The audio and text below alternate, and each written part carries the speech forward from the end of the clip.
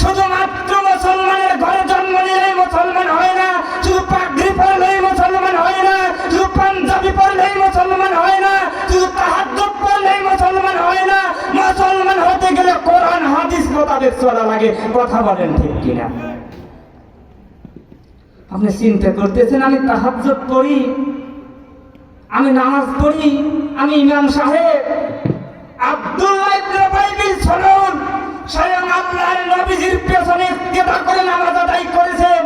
নবীজি যে মুসাল্লায় দাঁড়িয়ে নামাজ আদায় করেছেন, ঠিক রাসূলের পেছনে আব্দুল্লাহ ইবনে উবাই নামাজ পড়েছেন, রোজা রেখেছেন, হজ করেছেন। যাকাত দেওয়ার পরে, কুরবানি করার পরে দুনিয়া থেকে আব্দুল্লাহ ইবনে উবাই মুনাফিকদের সর্দার হয়ে বিদায় নিয়েছে। কথা বলেন ঠিক কিনা?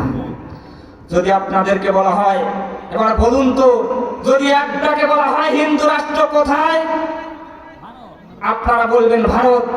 যদি বলি খ্রিস্টান রাষ্ট্র কোথায়, আপনারা বলবেন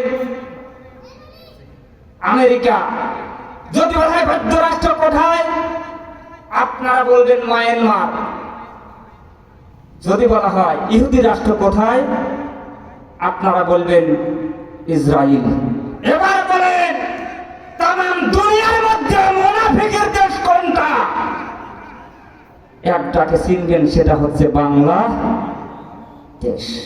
তাহলে মুসলমানের ঘরে জন্ম নেওয়ার পরে যদি আমার মুসলমানিত্ব যদি না থাকে, মুনাফিকের চরিত্র শুধুমাত্র সাপ যেমন এনার লেবাসটা পরিবর্তন করে, সবলটা পরিবর্তন করে, এরকম যদি হয়, কিয়ামতের দিন আল্লাহ রাব্বুল আলামিন বলেছেন মুনাফিকদের সর্বনিম্ন জায়গা যেটা, সেটাই হবে মুনাফিকদের। ইন্নাল মুনাফিকিনা ফিদ দারকি আসফালিন।